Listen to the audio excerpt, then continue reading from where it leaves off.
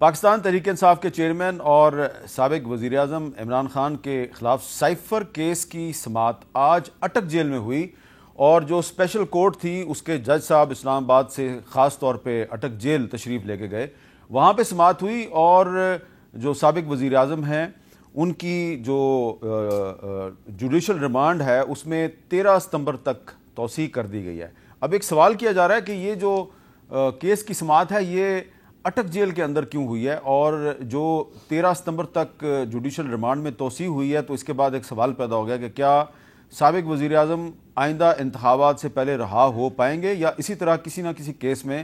ان کو گرفتار کیا جاتا رہے گا یا ان کے ریمانڈ میں توسیع ہوتی رہے گی۔ اس کے علاوہ بھی کچھ اہم سیاسی اور قانونی معاملات ہیں۔ گفتگو کے لیے ہمارے ساتھ موجود ہیں جناب سلمان اکرم راجہ صاحب، کسی تعارف کے محتاج نہیں، پاکستان کے معروف ماہر قانون ہیں، جناب عطاء اللہ تارڑ صاحب مسلم لیگ نون کے سینئر رہنما ہیں، اور عابد زبیری صاحب صدر ہیں سپریم کورٹ بار ایسوسی ایشن کے۔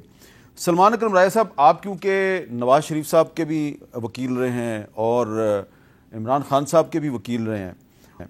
اور آپ نے اور بھی بہت سے ایسے اہم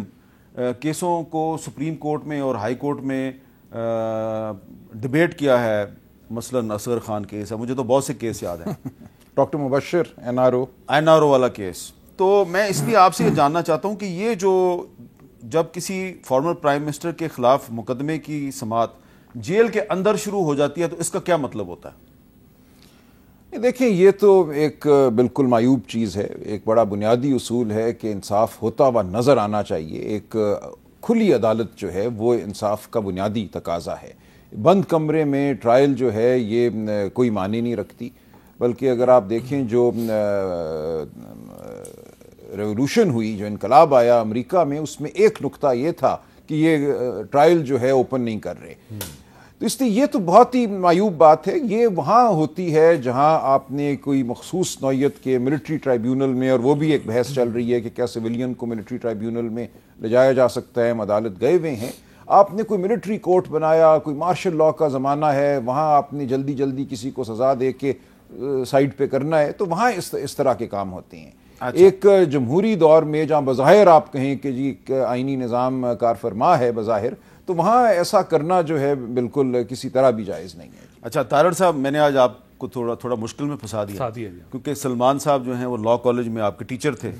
لیکن اب آپ یہ بتائیں کہ کیا یہ آپ ڈیفینڈ کریں گے کہ تحریک انصاف کے چیئرمین کے خلاف سائفر کیس کی سماعت اٹک جیل میں ہو رہی ہے؟ آپ کے ٹیچر کہتے ہیں کہ یہ غلط ہو رہا ہے، آپ کا کیا موقع؟ راجہ صاحب، بصد احترام میں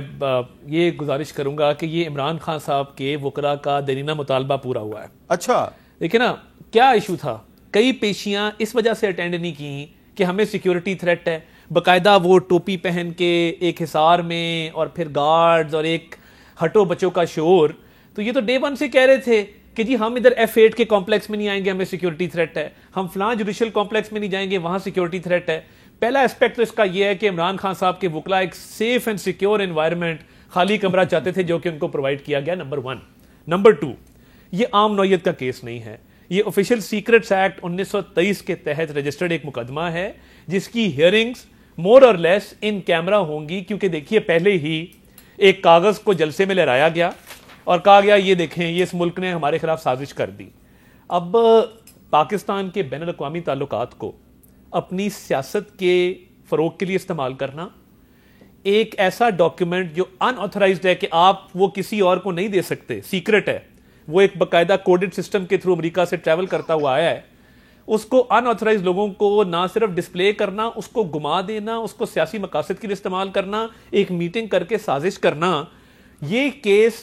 عام کیس نہیں ہے۔ اس میں بہت ساری ایسی چیزیں انوالوڈ ہیں جہاں پہ ان کیمرہ کورٹ کی پروسیڈنگز ہوں گی، اور ہو سکتا ہے کہ یہ اٹک سے باہر آ جائے، مگر وہ لوگ جو کل کو درخواستیں دیا کرتے تھے کہ ہم پیش نہیں ہو سکتے، ہمیں سیکیورٹی تھریٹ ہے، آج ان کا کیا جواب ہے اس معاملے کے اوپر؟ اچھا